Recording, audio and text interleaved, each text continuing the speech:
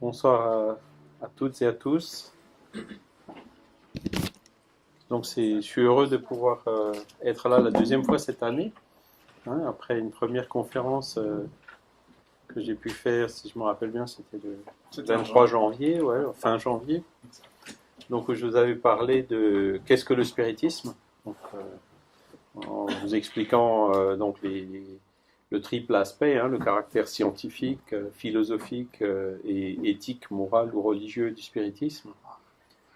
Et donc, suite à ça, ben, j'étais content aussi de voir que votre groupe, le groupe de Lausanne, a décidé de poursuivre, de faire d'autres conférences en français.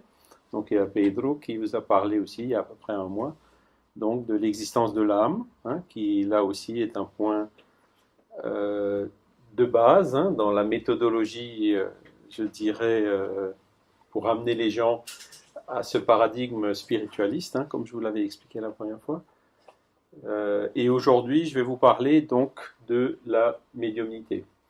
Alors, pourquoi cette méthode? Ben, c'est évident, c'est-à-dire que une personne qui ne croit pas avoir elle-même une âme, comment est-ce qu'elle va croire qu'une âme peut se communiquer à nous? Elle ne peut pas. Hein, donc, Kardec, il a bien expliqué ça dans un article qu'il a écrit qui s'appelle De la méthode, où il a dit, avant de vouloir faire une personne qu'elle devienne spirit, il faut d'abord faire qu'elle devienne spiritualiste. C'est-à-dire qu'elle croit avoir en elle autre chose que juste de la matière, quoi. Qu'elle croit être autre chose que juste un assemblage de molécules matérielles, et que derrière ce corps physique que nous avons, eh bien, il y a quelque chose qui lui donne vie, hein, qui s'est incarné en lui, et qui est donc cette dimension spirituelle donc, de notre âme. Alors, deux mots sur le mouvement Spirit International, je vais être très bref puisque je vous en ai déjà parlé la dernière fois pour ceux qui étaient déjà là. Donc, il y a des groupes comme le vôtre ici à Lausanne, donc il y en a plusieurs autres en Suisse qui se sont réunis pour faire une fédération en Suisse, hein, donc c'est l'Union des centres d'études spirites en Suisse. Et puis ces fédérations nationales se sont aussi réunies depuis 1992 pour former donc ce qu'on appelle le Conseil Spirit International, donc qui fédère les différentes fédérations nationales de par le monde et qui compte aujourd'hui 36 pays membres. Alors, ce qui est important au niveau du mouvement spirit, c'est que la hiérarchie ne fonctionne pas comme de manière traditionnelle dans les entreprises ou dans les mouvements religieux traditionnels, où vous avez quelque part des dirigeants qui dirigent, qui commandent, qui disent ce qui est, ce qui n'est pas, ce qu'il faut croire et ce qu'il ne faut pas croire. Dans le mouvement spirit, c'est pas comme ça que ça fonctionne. Ça fonctionne un petit peu dans l'autre sens, c'est-à-dire que plus on monte dans la hiérarchie, plus on a le devoir de servir. Donc, à l'exemple de ce qu'avait dit Jésus quand il a lavé le pied de ses apôtres, hein, les pieds de ses apôtres, en disant que celui qui voudra devenir le plus grand soit votre serviteur. Donc, le Conseil Spirit International, il est là pour aider les fédérations, il est là pour aider aussi les groupes, comme ici ce soir, donc par des conférences, par des livres, par les campagnes que vous voyez, là, les affiches hein, qui ont été lancées maintenant au niveau mondial. Tout ça qui résulte donc de la collaboration entre ces fédérations des différents pays. Voilà. Alors, celui-là, je vais le passer. Alors, pour rentrer dans le sujet de la médiumnité. Donc, la médiumnité, elle existe en fait depuis que l'homme existe. Donc, Mathusalem ou même encore avant, quoi. Alors, pour vous citer quelques exemples, vous pouvez voir d'abord le cas de Moïse, hein, qui sur le mont Sinaï a reçu le décalogue par voie médiumnique. Le décalogue lui a été inspiré. D'accord? Donc il l'a ensuite fait graver dans la pierre et tout. Mais on peut voir que ces enseignements qui maintenant ont entre 3000 et 4000 ans, selon les historiens, puisqu'on ne sait pas exactement à quelle époque Moïse a vécu, ben, quand vous prenez le décalogue, aujourd'hui, ben, il est toujours encore pertinent, quoi. Donc sur les 10 commandements, vous pouvez regarder les 10 commandements, c'est toujours encore aujourd'hui, 3500 ans plus tard, à la base de toute la morale, de toute l'éthique, à la base de tout ce qu'enseignent en fait la plupart des religions.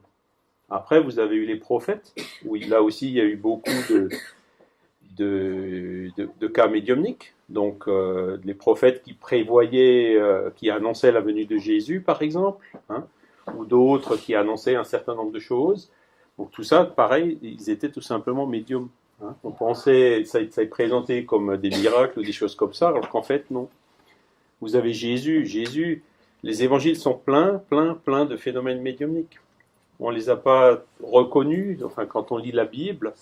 Mais aujourd'hui, on observe depuis que à Kardec, que les spirites étudient la médiumnité, on se rend compte que la plupart des phénomènes qu'a provoqué Jésus d'un point de vue médiumnique, donc que ce soit par l'imposition des mains, que ce soit par la guérison de certaines maladies, que ce soit pour délivrer des personnes qui étaient possédées, hein, que ce soit la transformation de l'eau en vin, que ce soit aussi quand il y a eu l'épisode de la femme adultère où il avait pris un bâton et puis il avait tracé des lettres sur le sable, donc c'était de la psychographie, ou que ce soit même à la Pentecôte, où, donc selon les traditions religieuses, Jésus était apparu au milieu de ses disciples, hein, dans un local qui était fermé, et qui aujourd'hui, on peut expliquer ce phénomène comme un phénomène de matérialisation. L'esprit de Jésus s'était matérialisé devant ses apôtres. Et parmi les apôtres, il y avait un médium à ectoplasme, comme on le verra plus tard, qui a permis que ce phénomène se produise. Et que la religion traditionnelle, les chrétiennes ou catholiques, interprètent comme la Pentecôte. Et donc c'est l'Esprit Saint qui est venu pour inspirer les apôtres. Apôtres qui eux-mêmes étaient aussi médiums. Parce que l'Esprit Saint qui inspire les apôtres, qu'est-ce que c'est? Si ce n'est les guides spirituels qui sont là et puis qui les inspiraient dans leur travail quotidien d'assistance et de charité. Un autre exemple, c'est Jeanne d'Arc, qui entendait des voix. Alors, elle n'était pas la seule, il y en avait plusieurs. On les appelait des sorcières, on les brûlait sur des bûchers. Jeanne d'Arc aussi a été brûlée sur un bûcher, alors qu'elle était tout simplement médium, en l'occurrence clairaudiente, et inspirée. Et Swedenborg, donc lui, c'est fin du 18e, début du 19e. C'est un médium suédois qui est très connu, parce que un jour où il était réuni donc avec certains de ses disciples à Göteborg, il avait, par voie médiumnique, donc vu, son esprit en fait s'était transporté jusqu'à Stockholm où il avait vu un incendie, donc il a décrit avec certains détails l'étendue de l'incendie et tout ça. Et les gens, bien sûr, n'ont reçu la nouvelle à l'époque, comme il y avait quand même 100 ou 200 kilomètres entre ces deux villes, n'ont reçu la nouvelle que le lendemain, que tout ce que Swedenborg avait vu et dit la veille, ça s'était réellement à ce moment-là passé. Donc, vous voyez les phénomènes médiumniques. Donc, le spiritisme, en fait, c'est pas le spiritisme qui a inventé la médiumnité. La médiumnité, comme c'est un phénomène naturel, elle existe depuis que le monde existe, depuis que l'homme existe sur le monde. Alors, au XIXe siècle, néanmoins, il y a eu ce qu'on appelle une invasion. Donc, c'est ces fameux phénomènes de Hydesville. Est-ce que vous en avez déjà entendu parler? Un petit peu? Je vais parler assez rapidement. Donc, vous avez une petite maison où habitait la famille Fox, donc avec le père, la mère et puis 3 sœurs, Margaret, Kate et Lee Fox. Et dans cette maison, en fait, on commençait à se produire des phénomènes spontanés, ce qu'on appelle des poltergeists, ou des raps, donc des coups frappés. Et le phénomène a pris une ampleur qui faisait que ça devenait dérangeant, ils n'arrivaient plus à dormir le soir, etc. Et donc ce qui est intéressant, c'est que la gamine, Kate Fox, donc, qui était la plus jeune des 3, au bout d'un certain nombre de semaines ou de mois où ce phénomène s'est produit, elle a commencé à, entre guillemets, parler avec le phénomène, en disant split foot, je ne sais pas comment on traduit ça en français, pied fendu, ou enfin, cochon, quoi. Compte jusqu'à 3, et il a entendu 3 coups. Après, compte jusqu'à 5, et il y a 5 coups qui se sont produits. Et donc ça, c'était le petit déclic qui faisait penser, tiens, le phénomène, il n'est pas dû au hasard, ou il n'est pas dû à quelque chose de matériel, mais quand on pose une question intelligente, il y a une réponse intelligente qui vient. Et c'est comme ça qu'ils ont commencé à dialoguer avec le phénomène. Donc, avec l'alphabet, donc ils tapaient un coup pour A, deux coups pour B, enfin 23 coups pour Z. Alors imaginez, c'était un peu long, c'était pas très pratique, mais bon, ils ont réussi à savoir le nom de la personne, que c'était quelqu'un qui était décédé et qu'il avait en fait été assassiné dans cette maison. C'est quelques années plus tard qu'ils ont effectivement, faisant des travaux dans le sous-sol, trouvé un squelette qui était emmuré quelque part. Et donc un colporteur en fait qui était assassiné dans cette maison et qui provoquait ce genre de phénomène. Alors, pourquoi on dit invasion? C'est parce que à l'époque, ça avait attiré énormément l'attention. C'était aux États-Unis, près de New York. Il y a la presse qui s'en est mêlée, la politique, les religieux, ceux qui étaient pour, ceux qui étaient contre. Et donc, ça a eu une répercussion bien au-delà des États-Unis et donc dans le monde entier. Et c'est à ce moment-là que ce genre de phénomène s'est multiplié et s'est aussi transformé dans le phénomène qu'on a appelé après le phénomène des tables tournantes. Et c'est donc à partir de 1857 que Allan Kardec a été pour la première fois en contact, c'est-à-dire il a assisté à une réunion où les gens faisaient tourner des tables. Et donc, comme il était observateur éduqué pas loin d'ici, à 30 km à Yverdon, avec Pestalozzi, qui enseignait à ses élèves d'observer la nature, de faire tous les raisonnements, le raisonnement du genre celui qu'il a fait, il n'y a pas d'effet sans cause. Là, il avait vu un effet intelligent. Donc, sa première réaction, c'était de dire il n'y a pas d'effet intelligent sans cause intelligente. Et c'est quand il a vu ce phénomène qu'il a bien sûr observé qu'il n'y avait pas de ficelle, pas de truc, pas d'élastique, pas de ressort, que c'était vraiment un phénomène authentique, que personne trichait, que personne n'avait intérêt à tricher dans la salle, qu'il a dit bon ben je vais consacrer maintenant ma vie pour étudier ça et tirer ça au clair. Il avait vu que derrière ce phénomène banal de table tournante, il y avait quelque chose de beaucoup plus profond et de beaucoup plus sérieux. Donc c'était en 1855, 2 ans après, en 1857, il a déjà publié la première édition du livre des esprits, où il y avait 502 questions-réponses. La version que vous avez aujourd'hui, c'est la deuxième édition qui date de 1861, ou 62, 61, où il y en a maintenant 1019 quoi, de questions-réponses. Et donc il y avait mis des questions qui étaient posées par différents dirigeants de groupes médiumniques, plus les siennes, et les réponses qui ont été données par les esprits. Et il a classé ça, organisé ça dans la logique et dans la séquence que vous avez dans le livre des esprits, avec donc les 4 livres et les différents thèmes qui sont abordés. Voilà. Il a ensuite écrit 4 autres livres, donc le livre des médiums en 1861, l'Évangile selon le spiritisme en 1864, le ciel et l'enfer en 1865 et la Genèse en 1868, avant de se désincarner à Paris en 1869. Donc, c'est lui vraiment qui, le premier, enfin, peut-être pas le premier, parce qu'il y a des Américains qui ont fait des études très sérieuses aussi sur les phénomènes de Hightsville, mais c'est lui le premier, je dirais, qui est allé aussi loin dans l'étude des phénomènes, donc ne se limitant pas uniquement à les constater, mais aussi pour en tirer les enseignements. Ah bon, l'esprit existe, alors maintenant d'où il vient, où il va? Vous voyez, il s'est tout de suite posé les questions philosophiques qui étaient avec, et il s'est aussi posé les questions éthiques liées à ça.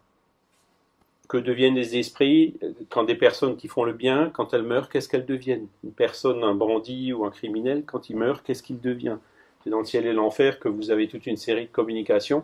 Donc, il en a tiré tous les préceptes moraux et les a aussi, avec l'aide des esprits, comparés par rapport aux préceptes moraux de l'Évangile, dans l'Évangile selon le spiritisme, en montrant que là aussi le spiritisme n'a rien apporté, que la morale du Christ, en fait, elle est toujours encore valable, y compris le décalogue, comme on en a parlé tout à l'heure. Donc c'est en 1861 qu'il a écrit le livre des médiums, qu'on va un peu approfondir aujourd'hui, donc qui parle plus spécifiquement donc, de la théorie des phénomènes et des manifestations. Alors la première question c'est, y a-t-il des esprits? Donc, tout au début du livre des médiums, vous voyez, premier chapitre, il nous dit « Les esprits ne sont autre chose que les âmes des hommes dépouillés de leur enveloppe corporelle. »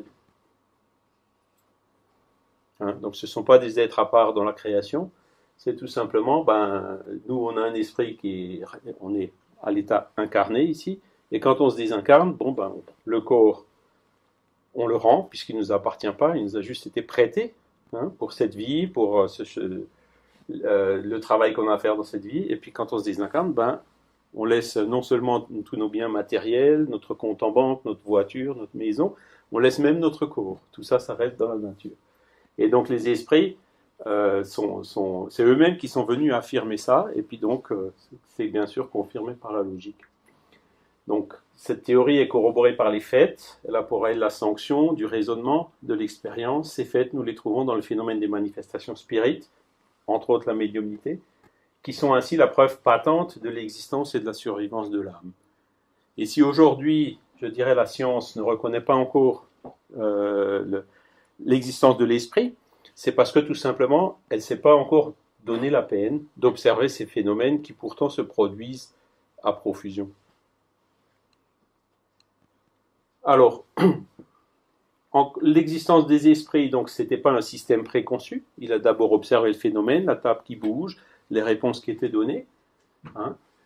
C'est le résultat des observations et la conséquence naturelle de l'existence de l'âme.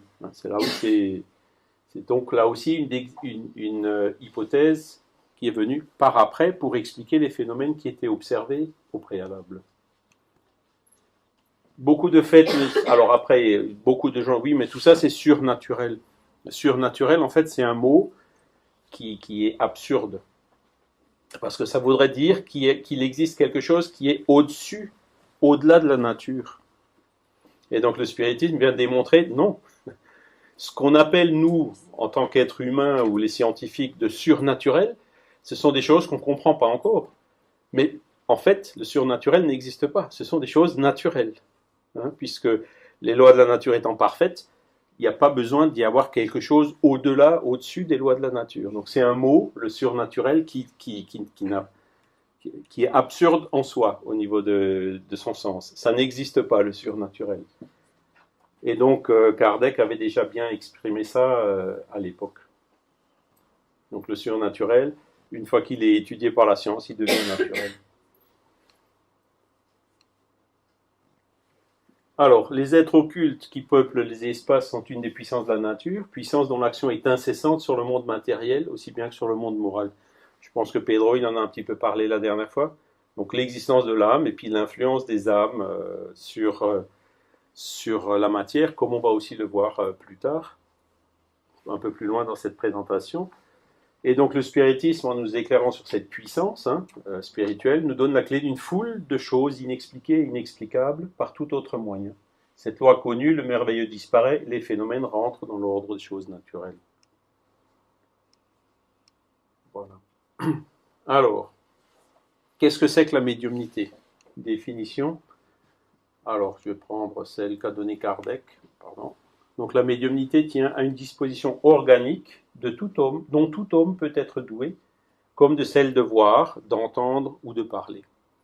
Il y a tout simplement des personnes qui se réincarnent, qui naissent et qui ont cette faculté, à un stade plus ou moins développé. Et d'autres l'ont à un stade très faible ou ne l'ont pratiquement pas. D'accord ? Donc, c'est une disposition organique. C'est quelque chose dans notre organisme qui fait que on a cette sensibilité, qu'on a cette faculté médiumnique qui peut être très variée, comme on le verra tout à l'heure. Donc, dans l'Évangile selon le spiritisme, il dit aussi que la médiumnité, elle est donnée sans distinction, afin que les esprits puissent porter la lumière dans tous les rangs, dans toutes les classes de la société, chez le pauvre comme chez le riche, chez les sages pour les fortifier dans le bien, chez les vicieux pour les corriger. Parce qu'en observant les médiums, effectivement, il en voyait, il y en avait chez des gens très aisés comme chez des gens très pauvres. Il y avait des gens très intelligents qui étaient médiums, mais il y a aussi des gens dont l'intelligence était très peu développée, qui ont aussi cette faculté médiumnique. Donc, on n'a pas pu établir comme ça de lien entre la classe sociale ou l'évolution ou l'intelligence et la faculté médiumnique. Et donc là, il vient expliquer pourquoi. Et comme on le verra plus tard, la médiumnité, c'est quelque chose qui peut apporter énormément de bien. C'est quelque chose qui peut être utilisé à mauvais escient, on le verra aussi, mais c'est quelque chose qui peut apporter d'énormes consolations. Voilà, et donc une autre définition, c'est une faculté ou une aptitude à servir d'instrument plus ou moins souple aux esprits en général. Et plus ou moins souple, il faut toujours savoir qu'un médium influence les communications qu'il reçoit.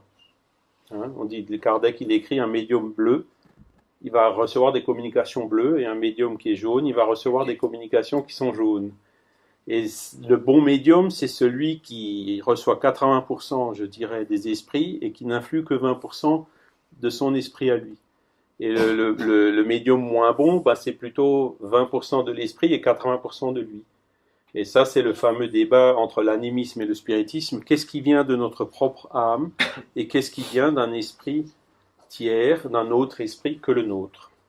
Et il y a aussi, donc, pour observer ça, ben, il faut observer qu'est-ce qui peut venir de notre âme, donc qui dépend de nos connaissances, de notre intelligence, et qu'est-ce qui vient et que l'âme n'a absolument aucune manière de connaître, et donc ça vient plutôt d'un esprit tiers ou extérieur.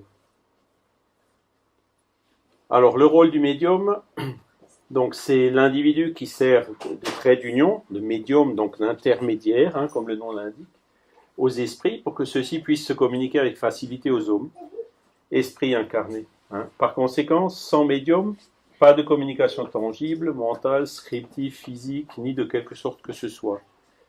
Et pour que les esprits puissent se communiquer, il faut toujours qu'il y ait quelque part un médium. Alors il y a beaucoup de gens qui ont commencé à étudier la transcommunication. Il y a Thomas Edison, dont j'ai lu récemment un livre, qui faisait déjà à l'époque des expériences. Il appelait ça une machine qui s'appelait le nécroscope. Donc c'était des amplificateurs qui étaient censés pouvoir capter donc les voix ou les pensées des esprits et les amplifier pour les rendre audibles pour nous. Et ben l'expérience montre que même en utilisant ces amplificateurs et ces machines, le phénomène ne se produira pas si il n'y a pas quelque part un médium, donc une personne incarnée, qui apporte le fluide qui est nécessaire pour que ça se produise. Et je vais vous expliquer un peu plus tard aussi pourquoi. Alors, quel est le but de la médiumnité? Donc là, je rentre déjà dans un message de Francisco Candido Xavier dans le livre Le Consolateur, qui lui a été donné par son guide qui s'appelle Emmanuel. Je ne sais pas si vous l'avez encore, en ce moment il est épuisé, mais bientôt on l'aura de nouveau en français. Donc où il dit « La médiumnité est la lumière qui est versée sur toute chair et promise par le Maître divin. La médiumnité est un attribut de l'esprit, patrimoine de l'âme immortelle, élément rénovateur de la position mentale de la créature terrestre, enrichissant toutes ses valeurs dans le domaine de la vertu et de l'intelligence chaque fois qu'elle est liée au principe évangélique dans sa trajectoire sur la surface du globe. » Donc là, vous voyez que le but, c'est donc de lier la médiumnité au principe évangélique. Et le principe évangélique, qu'est-ce que c'est? C'est aimer votre prochain, c'est faire la charité, c'est aimer votre prochain comme vous-même.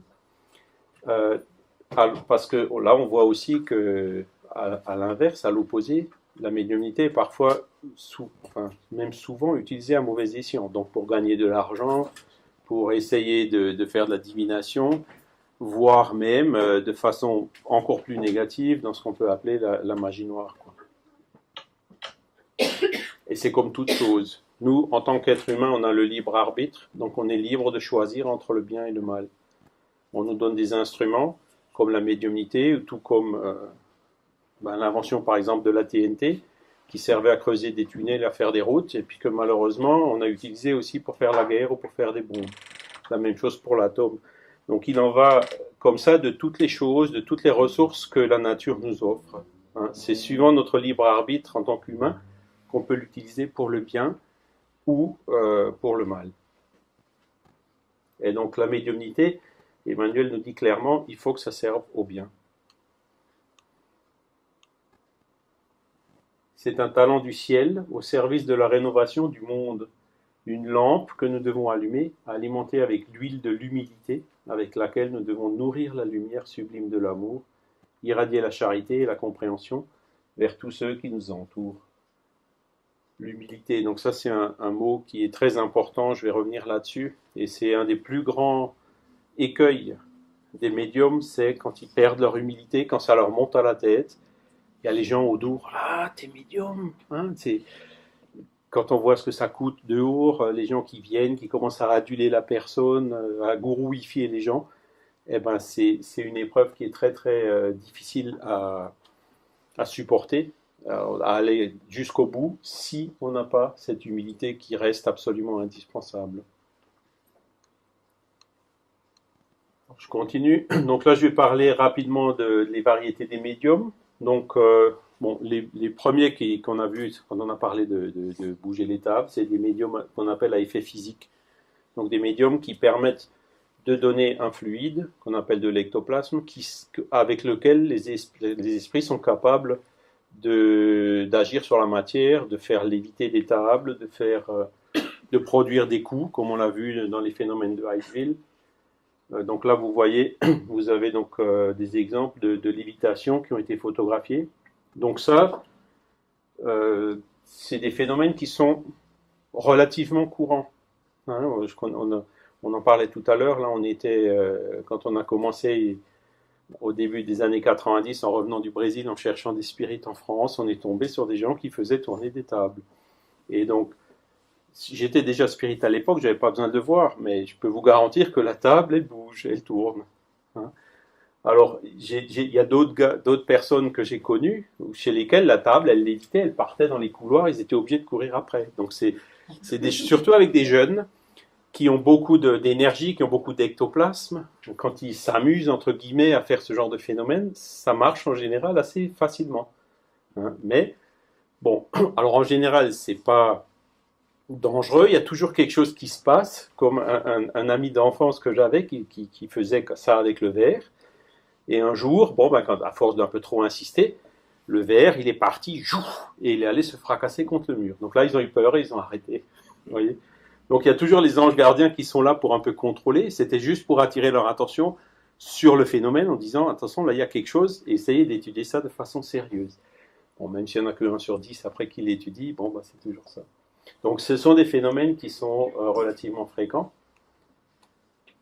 Vous avez après des médiums sensitifs, donc c'est des médiums qui ressentent. Il y a par exemple la psychométrie.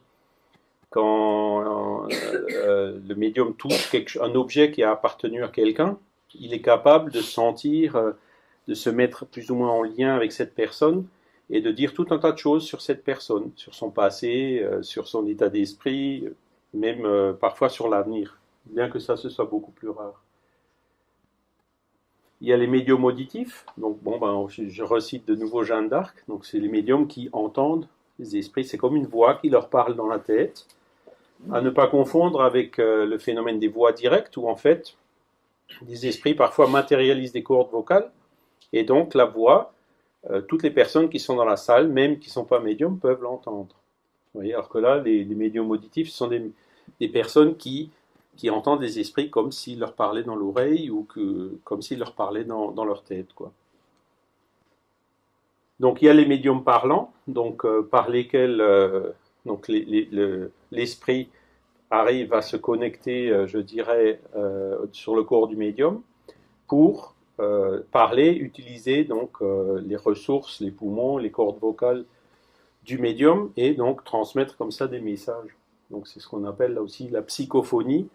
Donc que vous avez peut-être pu voir si vous connaissez Divaldo Pereira Franco. Donc, vous voyez des films de ses conférences sur Internet.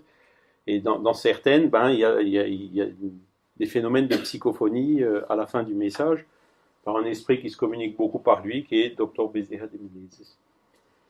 Il y a aussi la médiumnité polyglotte. Donc c'est Ernesto Bozzano qui a étudié ce phénomène-là. Donc ce sont des médiums qui parlent dans une langue qu'ils ignorent totalement. Donc, ce qu'on appelle la xénoglossie. Vous avez donc les médiums voyants. Donc un médium voyant, contrairement aux annonces qu'on voit dans le journal, ce ne sont pas des médiums qui prévoient l'avenir, ça c'est plutôt les sensitifs, mais ce sont des médiums qui ont la faculté de voir des esprits. Donc un médium voyant, il verra dans cette salle une cinquantaine de personnes incarnées, mais il pourra voir aussi 100 ou 200 ou 300 esprits désincarnés qui sont ici autour de nous sans qu'on les voit, sans qu'on s'en rende compte. Mais pourtant, ils sont là. Et le médium voyant, donc lui, il les verra. Après, vous avez les somnambules. Donc là, c'est le médium, il tombe un peu dans un état de transe, qu'on appelle de somnambulisme. Son esprit se dégage et donc il voit avec l'essence de son esprit et par sa voix, il arrive à décrire ce qu'il voit.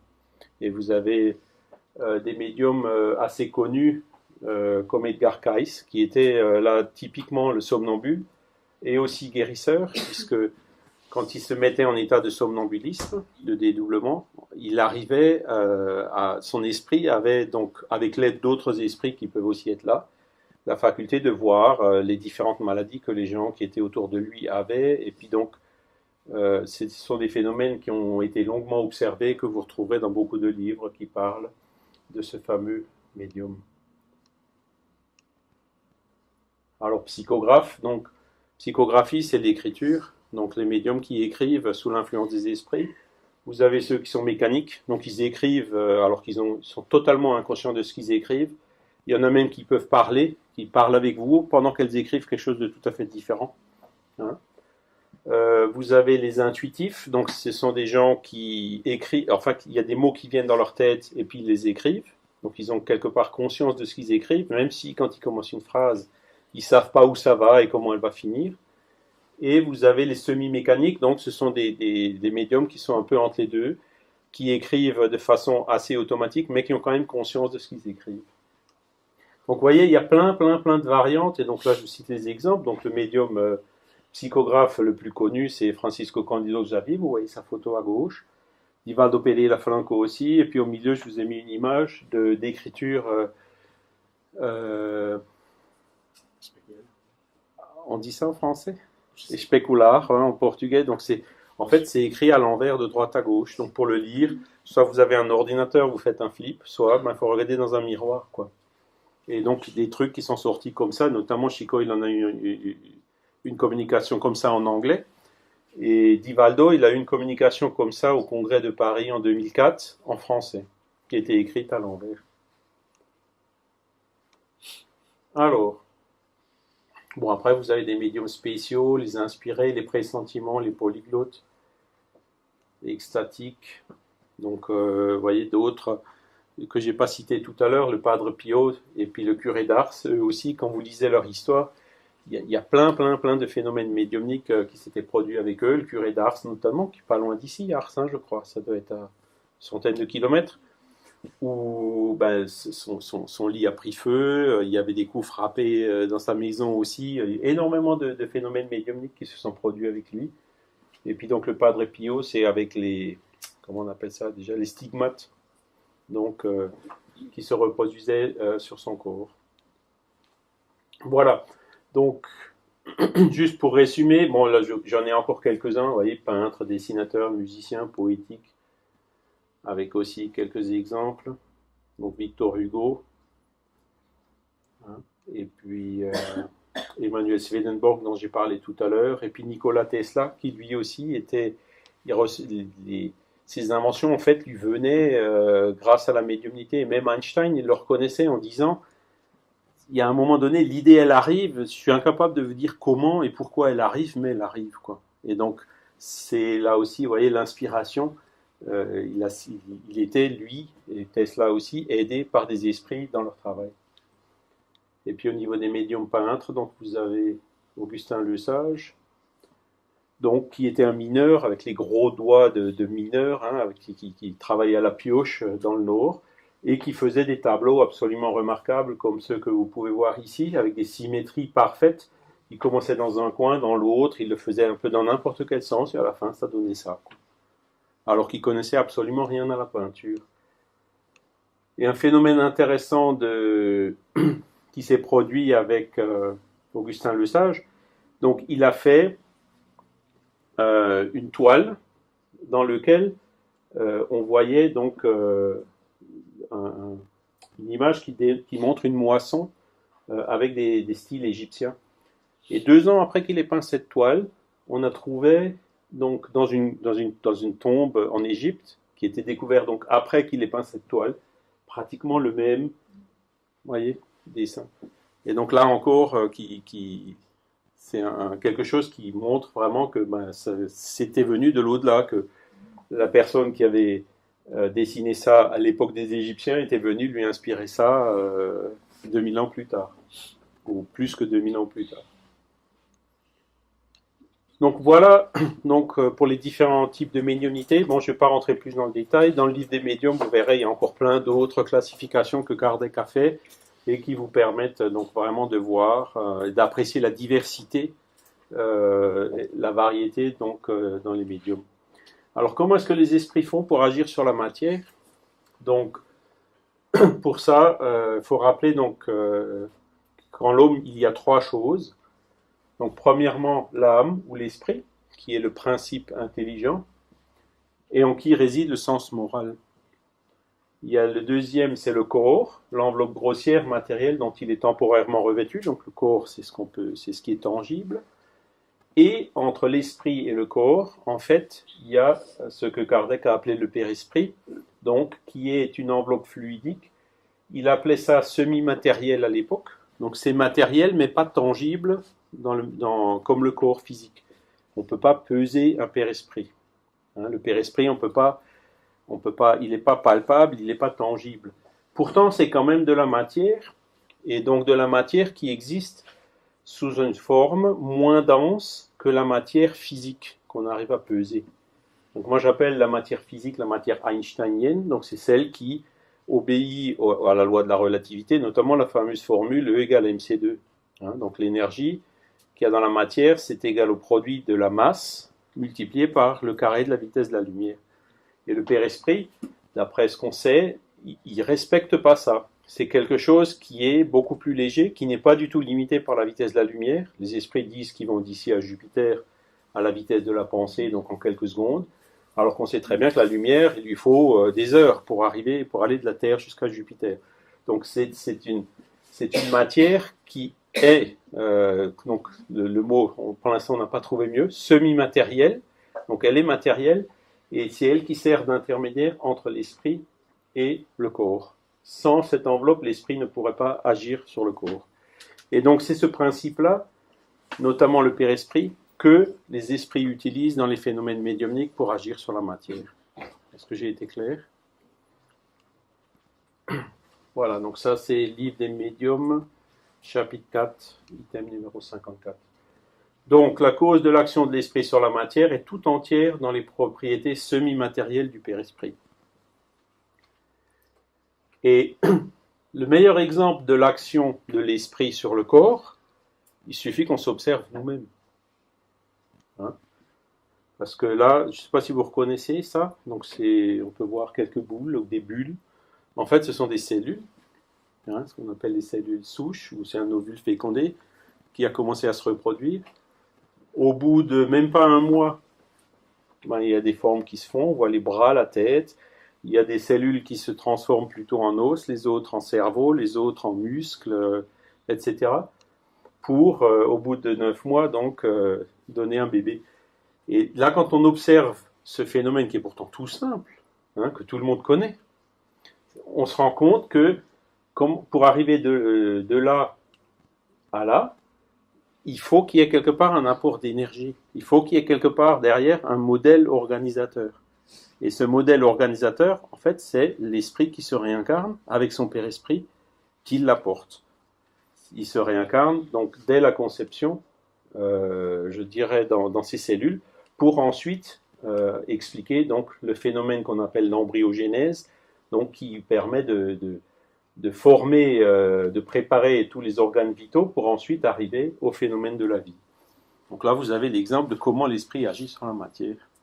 Il suffit qu'on s'observe nous-mêmes, quoi. On l'a sous les yeux. Malheureusement, la science, elle ne sait pas expliquer l'embryogénèse. La science ne sait pas expliquer. Vous trouverez nulle part une explication purement matérialiste qui permette d'expliquer comment ça peut se produire. Et aussi, qu'est-ce qui se passe pendant la vie. Et quand la vie s'arrête, vous avez quelqu'un qui vit, et puis d'un coup, pouf, il meurt. qu'est-ce qui s'est passé? Alors nous, les spirites, on dit, ben ça y est, l'esprit s'est détaché. C'est pour ça que le corps, ben, il est livré à lui-même. Il y a le phénomène de la nature qui fait que la décomposition commence et la vie, en fait, s'est arrêtée en tant qu'esprit incarné. Elle continue sous une autre forme. Hein. Et donc ça, c'est possible uniquement grâce au Père Esprit. Sinon, ça ne serait pas possible. Alors vous voyez donc dans les exemples de manifestations spirites, donc là aussi je vous ai mis une photo, la médium qui a lévité.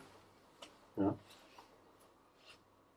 Le médium Colin Evans en 1938. Et ça s'est arrivé aussi avec Daniel Douglas Home. À l'époque de Kardec, il était venu donner des séances à Paris, même chez Napoléon III à l'époque. Et il y a des descriptions qui sont faites, en fait, il est lévité, il est sorti par une fenêtre, et il est rentré dans la pièce d'à côté en rentrant par l'autre fenêtre. Donc là aussi, ça illustre donc l'action des esprits sur la matière. Alors, quand on essaie de creuser un peu, comment un esprit peut-il opérer le mouvement d'un corps solide? Donc il combine une partie du fluide universel avec le fluide que dégage le médium propre à cet effet. Donc ce fluide que dégage le médium, c'est l'ectoplasme. Et le fluide universel, en fait, c'est l'énergie qui existe dans l'espace, le fluide primitif qui, sous ses différentes transformations, génère tout ce qui existe. Aussi bien la matière que la semi-matière, le père-esprit, que donc le fluide vital qui est nécessaire à la vie. Et donc c'est avec cette combinaison que les esprits arrivent à agir sur la matière. Tous les esprits sont-ils aptes à produire ces phénomènes de ce genre? Donc là aussi on voit la réponse. Donc les esprits qui produisent ce genre d'effets sont toujours des esprits inférieurs qui ne sont pas encore entièrement dégagés de toute influence matérielle. Alors là aussi ce qu'il faut savoir c'est que plus l'esprit évolue, plus son père-esprit est, comment on dit, léger. Hein. À l'inverse, plus l'esprit est inférieur, plus son père-esprit est encore lourd.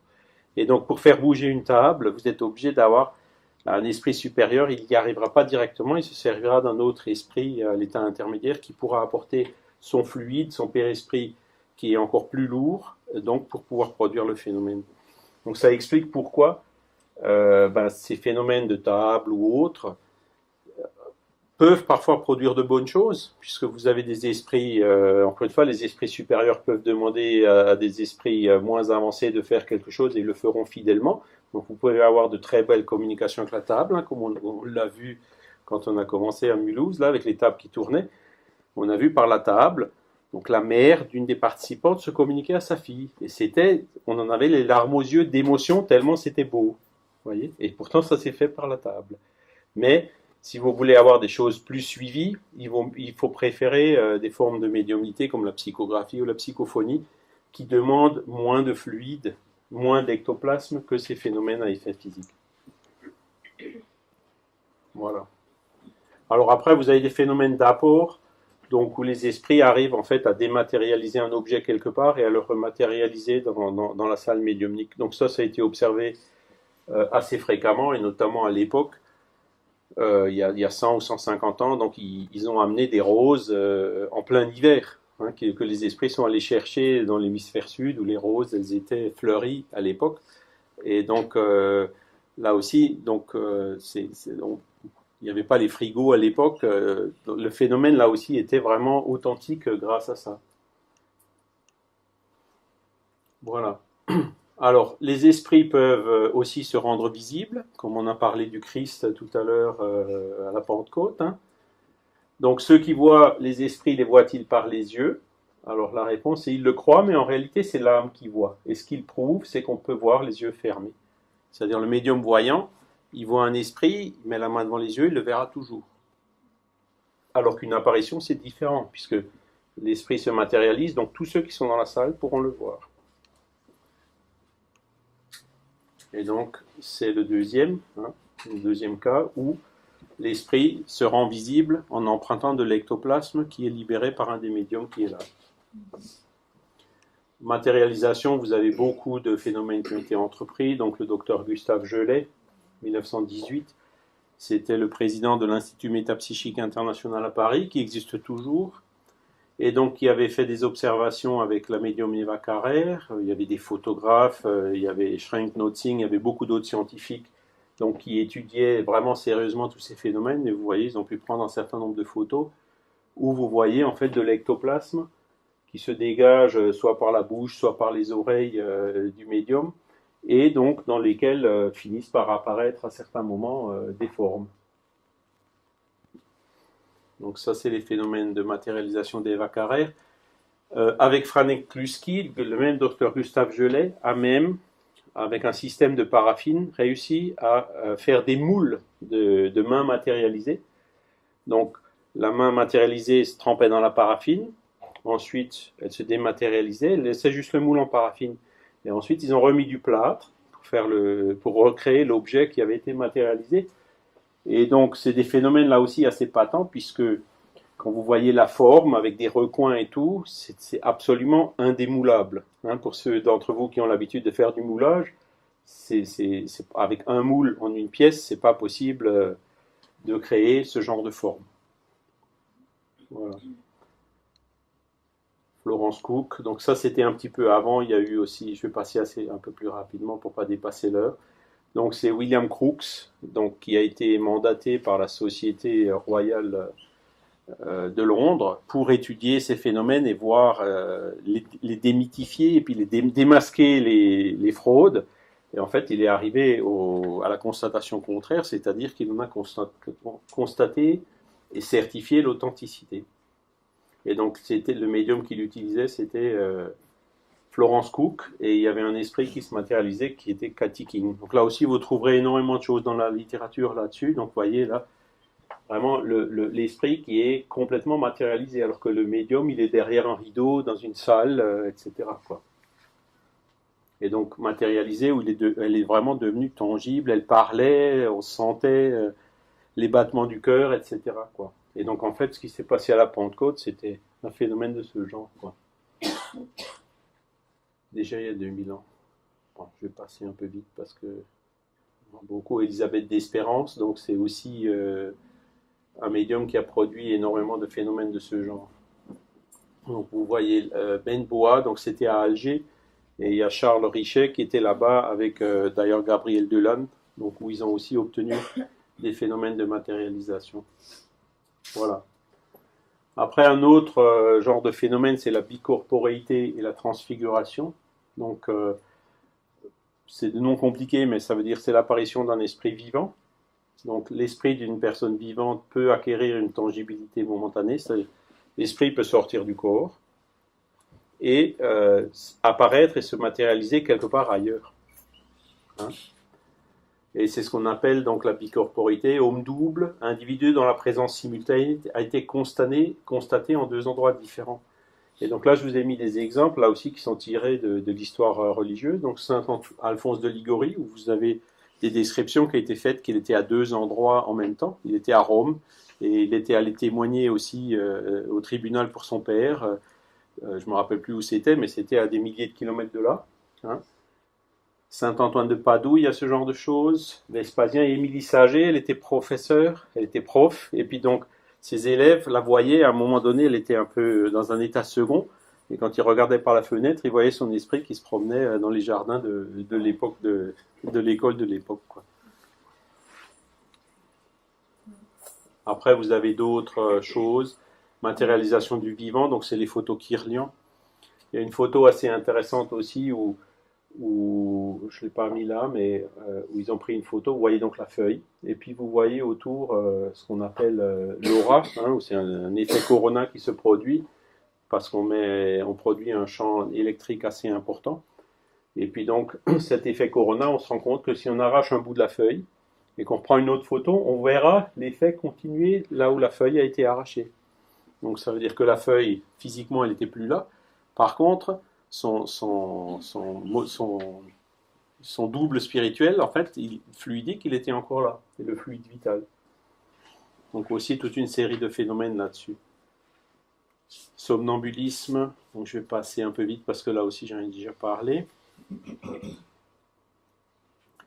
Et le phénomène de somnambulisme qui est intéressant, c'est de faire le parallèle avec les expériences de mort imminente dont vous a parlé Pedro la dernière fois.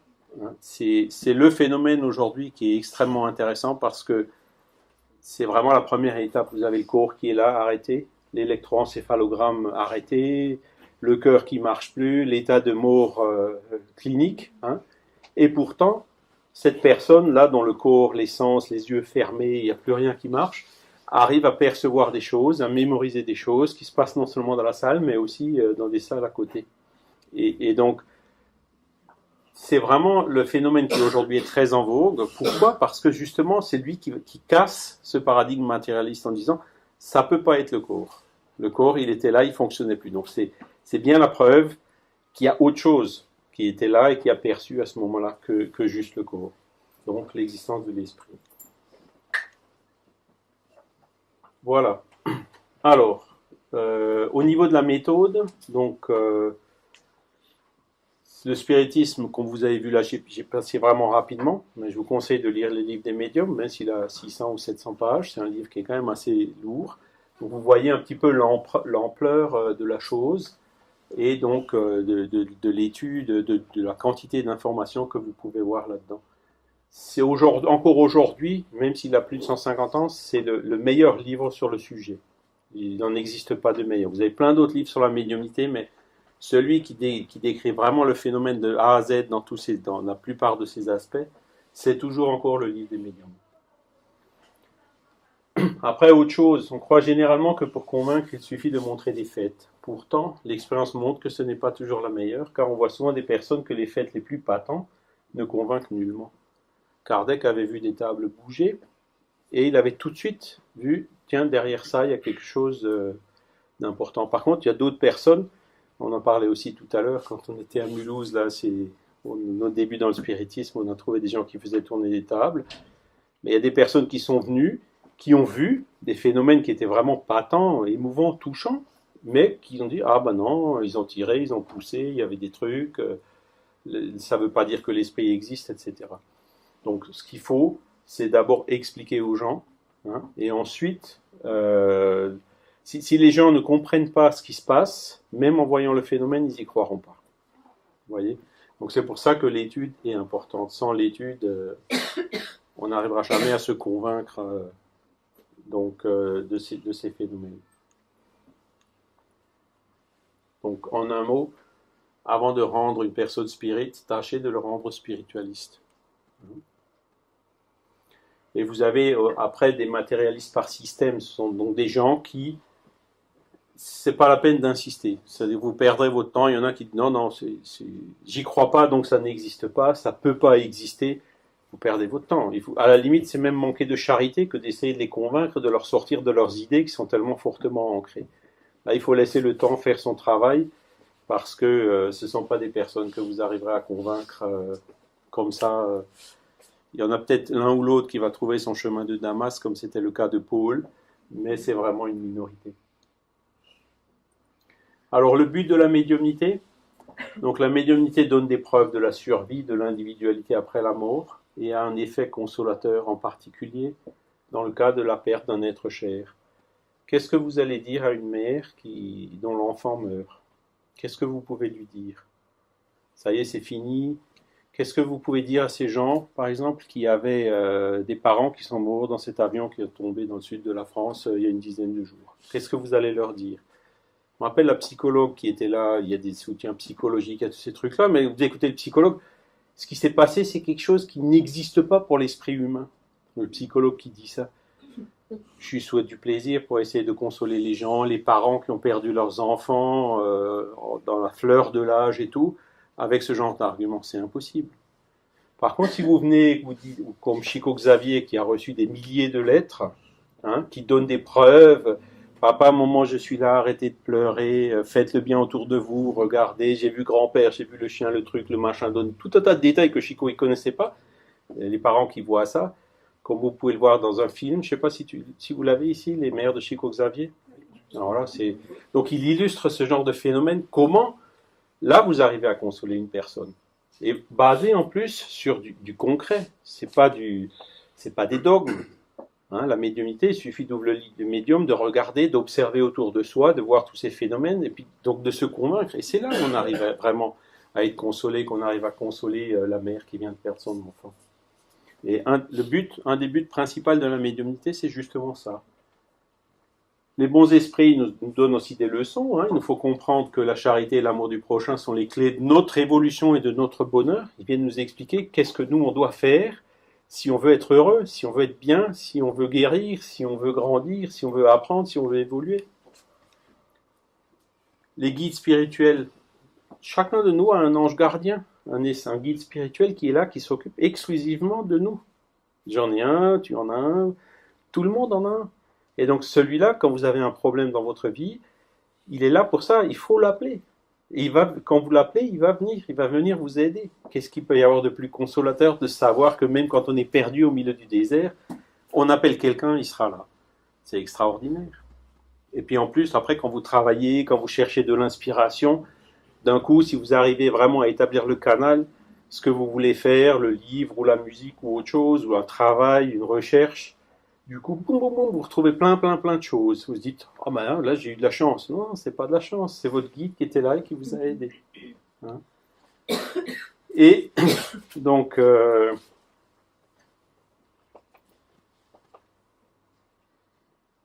les personnes qui croient pas, qui croient en le néant, qui pensent que tout est fini après la mort, comment voulez-vous les motiver donc dans l'application de la loi de justice, d'amour et de charité? Au contraire, ces personnes-là vont dire, on va en profiter un maximum tant qu'on est vivant, parce qu'après, tout est fini.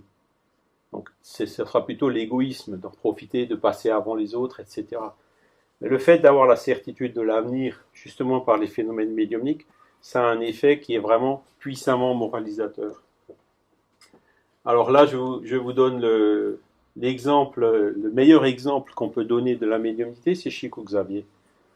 Pourquoi? Bon, il a commencé il était déjà médium enfant, puisque sa mère, elle est morte quand il était tout petit. Il a eu d'autres mères d'adoption qui l'ont maltraité assez longuement. Et donc, en fait, c'est sa mère, il la voyait, il pouvait parler avec elle, qui venait le consoler, lui donner la patience et tout. Et donc, il a exercé la médiumnité pendant plus de 70 ans. Et toujours, il est toujours resté humble. Ça lui est jamais monté à la tête. Chaque fois qu'on lui faisait des éloges et tout, il les rejetait, il les transférait sur les esprits, il voulait rien garder pour lui.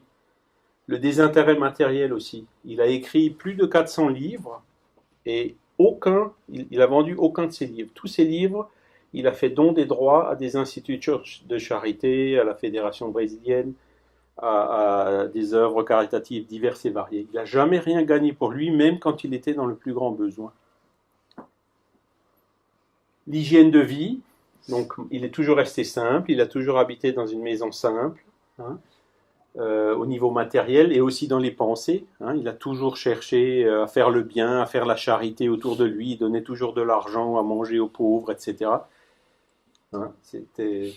Et donc cette pratique de la charité et de l'amour du prochain. Donc c'est vraiment le meilleur exemple qu'on puisse donner de médium, et c'est pour ça qu'il est resté médium aussi bon, aussi productif pendant aussi longtemps.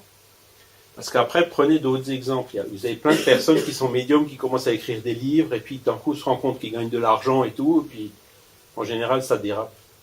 Moi je dis toujours, au bout d'un certain temps, ils sont satellisés. Et ce qui se passe dans ces cas-là, c'est que les bons esprits, quand ils voient que ça devient mercantile, quand ils voient que ça ne sert plus à la pratique de l'amour et de la charité du prochain, que font les bons esprits? Ils s'éloignent. Et puis après, le champ est libre, il y a n'importe quel esprit qui vient, et ça devient n'importe quoi. Et le pauvre médium, beaucoup de médiums, en fait, sont fascinés. Ils tombent dans des processus de fascination avec des esprits qui vraiment... C'est pour ça que je déconseille... je dis pas que tous les médiums qui se font payer sont malhonnêtes, c'est pas ce que je veux dire. Mais dès qu'il y a de l'argent qui en est mêlé, il faut toujours être extrêmement prudent. Le médium honnête, il vous dira, écoutez, aujourd'hui il n'y a rien qui vient, revenez un autre jour, je ne vous fais pas payer, etc. Et même parfois par des médiums payés, on a aussi des exemples près de chez nous, il y a des très bonnes choses qui se sont passées, des phénomènes vraiment authentiques et tout. Mais dans la plupart des cas, les gens viennent avec des questions matérielles, et là ça devient du grand n'importe quoi. Et même parfois des personnes qui sont en détresse, souvent le médium en fait profite de cette faiblesse de ces personnes ça se transforme carrément en extorsion financière, quoi. Et donc là, il faut absolument arrêter parce que ça dessert vraiment l'image de la médiumnité, quoi. Et c'est pour ça que dans le mouvement spirit, on a ce principe donner gratuitement ce que vous avez reçu gratuitement. Les esprits nous donnent, donc le médium, il donne. Il donne de son temps, il consacre de son temps à la chose, mais il ne doit pas vivre de ça. Et Chico, lui, il a travaillé, il était fonctionnaire, donc public, il a travaillé jusqu'à la retraite, et la médiumnité, il la faisait quand il avait le temps libre. Et il a travaillé comme ça jusqu'à sa retraite, quoi. Il n'a jamais été dépendant de la médiumnité. Et c'est ça qui a fait qu'il est devenu aussi populaire au Brésil. Donc vous avez No Solar. Donc je pense que vous avez tous lu le livre ou vu le film. Si vous ne l'avez pas vu ou lu, vraiment je vous le conseille, c'est extraordinaire et ça vous donne un exemple de ce que Chico Xavier a apporté donc, au spiritisme, ce côté quelque part pratique et illustratif de toute la théorie que Kardec est venu apporter 50 ou 100 ans avant lui, quoi. Et puis vous avez aussi des livres et puis des films qui racontent sa biographie. Donc je peux que vous encourager à lire ces choses-là parce que ça va vraiment vous faire du bien. Voilà, donc pour répéter, toute pratique spirit est gratuite. Donnez gratuitement ce que vous avez reçu gratuitement. La pratique médiumnique spirit n'est que celle qui est exercée dans les bases, sur la base des principes de la doctrine spirit et selon la morale chrétienne. Alors pourquoi on dit ça? Parce que la médiumnité, vous en avez partout. Vous en avez dans les tribus africaines, vous en avez dans les candomblés, dans les umbanda, dans la magie blanche, noire ou ailleurs, mais qui est faite, donc elle n'existe pas. Il n'y a pas que des médiums chez les spirites, vous avez des médiums partout. Et d'ailleurs, malheureusement, beaucoup de médiums qui s'ignorent, qui subissent leur médiumnité, qui n'arrivent pas à vivre avec, et qui se retrouvent dans des hôpitaux psychiatriques, alors qu'en fait, ils sont tout simplement médiums.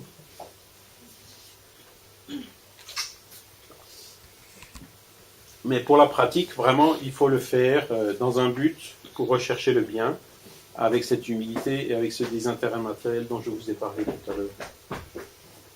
Alors avec Jésus, donc guérissez les malades, ressuscitez les morts, purifiez les lépreux, chassez les démons, vous avez reçu gratuitement, donnez gratuitement. Donc vous voyez, il était très clair, même dans les évangiles, au sujet de la médiumnité. Donc la médiumnité est une chose sainte qui doit être pratiquée saintement, religieusement. S'il est un genre de médiumnité qui requiert cette condition d'une manière encore plus absolue, c'est la médiumnité guérissante. Donc les personnes qui donnent des passes magnétiques ou qui aident donc les personnes malades. Le médium guérisseur transmet le fluide salutaire des bons esprits, il n'a pas le droit de le vendre. Jésus et les apôtres, quoique pauvres, ne faisaient point payer les guérisons qu'ils opéraient. Et donc l'application de ça dans les groupes spirites, avant de commencer des réunions médiumniques dans un groupe spirit, il faut d'abord avoir un noyau solide de personnes qui sont préparées et motivées. Donc des personnes qui le font en connaissance de cause. Pourquoi? Justement pour éviter les écueils, parce que même dans un groupe, même avec les meilleures bonnes intentions, même avec le meilleur noyau solide de personnes, ce ne sera pas une protection absolue contre l'interférence de mauvais esprits. Il y a toujours des jours où on va un peu mieux, des jours où on va un peu moins bien, etc. Et donc si on ne fait pas attention, s'il n'y a pas ce discernement, cette analyse critique qui est faite sur tout ce qu'on reçoit de façon permanente, il va exister le risque de tomber dans un processus d'obsession, voire de fascination, de comme j'appelle, de satellisation, quoi. Qu'on n'a plus les pieds sur terre. Les réunions médiumniques, elles doivent être privées. Certains groupes, même en France ou pas loin d'ici d'ailleurs, font des réunions médiumniques où les gens peuvent venir voir les médiums qui reçoivent des messages, qui font des dessins, qui disent des choses. C'est quand même à déconseiller parce que dans le public, vous ne savez pas qui c'est qui vient. Donc il y a des personnes qui sont là, qui sont curieuses, qui peuvent venir avec des fluides négatifs, qui vont perturber le travail qui est réalisé. C'est la première chose. La deuxième chose, si vous faites une réunion médiumnique pour aider une personne, par exemple, supposez une personne obsédée, avec l'esprit obsesseur qui vient et qui commence à parler, qui commence à dire des choses intimes sur la personne obsédée, sur tout le mal que cette personne lui a causé dans le passé, en donnant des noms et des choses comme ça. On ne peut pas mettre ça sur la place publique. Il faut vraiment que ça reste, je ne veux pas dire le secret médical, mais il faut que ça reste dans l'intimité du groupe. Vous voyez, il y a plein de choses comme ça qui sont qui sont évidentes, et donc c'est pas fait pour faire des démonstrations, quoi. Et enfin, donc là, toujours discipline. Emmanuel qui disait à Chico, je te demande 3 choses si tu veux travailler avec moi. La première, c'est la discipline. La deuxième, c'est la discipline. Et la troisième, c'est la discipline. Et ça, c'était pour Chico. Et imaginez pour nous, il faut au moins en rajouter encore 2, 3 des disciplines. Voilà. Donc je peux que insister sur ces points-là. C'est pas quelque chose avec lequel il faut jouer. C'est vraiment quelque chose qu'il faut pratiquer de façon vraiment organisée, en gardant les pieds sur terre et avec son cœur. Voilà. Donc pour terminer, je rappelle la maxime d'Alan Kardec, voir la charité point de salut. Et puis je vous remercie pour votre attention et pour votre temps.